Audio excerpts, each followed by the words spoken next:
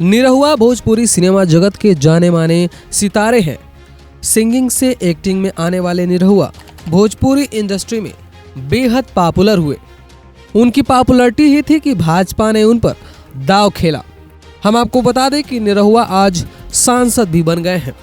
नमस्कार, मैं हूं विराट और आप देखना शुरू कर दिए हैं देसी न्यूज। निरहुआ ने 2022 में आजमगढ़ लोकसभा सीट पर हुआ उपचुनाव जीत करके संसद में अपनी जगह बनाई है। मनोज तिवारी और रवि किशन के बाद निरहुआ तीसरे ऐसे सुपरस्टार एक्टर हैं जो मौजूदा लोकसभा के सांसद बने हैं। 16 साल के फिल्मी करियर के बाद निरहुआ अब राजनीति में आ गए हैं।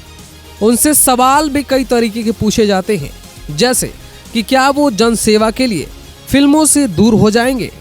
राजनीति और फिल्मों में से किसी एक को चुनने को लेकर एक इंटरव्यू में निरहुआ ने कहा कि राजनीति समाज सेवा का वह माध्यम है जिसके बलबूते आप सब कुछ कर सकते हैं।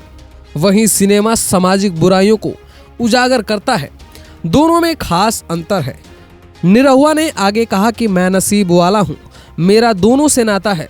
फिलहाल मेरा पूरा फोकस अपने संसदीय क्षेत्र में विकास करने पर रहेगा, जिसके लिए मैं सिनेमा क्या कुछ भी त्याग करने को तैयार हूं।